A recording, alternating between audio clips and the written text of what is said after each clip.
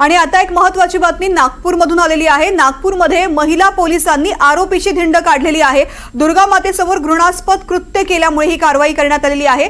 24 तासामध्ये अटक करून पोलिसांनीच या आरोपीची धिंड काढलेली आहे। महिला पोलिसांनी या आरोपीची धिंड काढलेली आहे। नागपूरमध्ये दुर्गा मातेसमोर घृणास्पद कृत्य केल्यामुळे कारवाई झाली आहे। संजय तिवारी या घटनेसंदर्भात माहिती देत आहेत। संजय। तृप्ती, हा जो माणूस आहे हा विकृत माणूस आहे।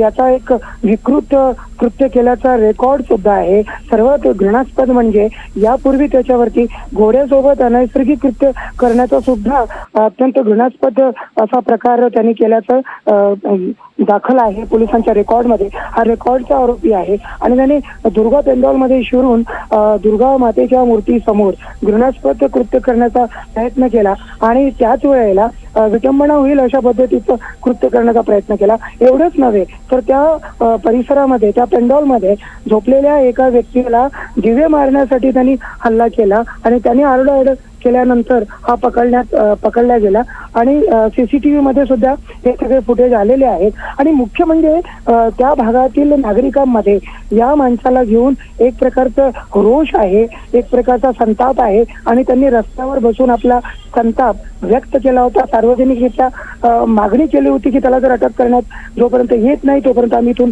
हटणार नाही। विशेषतः महिलांमध्ये आणि तरुणींमध्ये त्याला घेऊन एक भीतीचं वातावरण होतं आणि ते वातावरण दूर व्हावं यासाठी पोलिसांनी त्याला 24 तासाच्या आत अटक केल्यानंतर त्याला सार्वजनिक पदयात्रा त्याची घडवून आणली आहे असं पोलिसांचं म्हणणं आहे। पोलिसांनी धिंड या शब्दाला आक्षेप घेतलाय। त्यांचं असं म्हणणं आहे की आम्ही त्याला सार्वजनिकरित्या लोकांच्या समोर त्याला घेऊन गेलोय। त्या निमित्ताने महिला आणि तरुणांमध्ये तो जो भीतीचा जो एक अँगल आहे तो कमी व्हावा असं पोलिसांचं म्हणणं आहे। आणि त्याच वेळेला नवरात्र सुरू आहे, अशा वेळेला ज्या महिला पोलीस आहेत त्यांची नारी शक्ती या निमित्ताने प्रगट व्हावी असा पोलिसांचा प्रयत्न आहे आणि त्या निमित्ताने दिट्टीगजान पोलिसांनी हे आयोजन केलेलं आहे। निश्चित संजय, धन्यवाद संपूर्ण माहिती करता।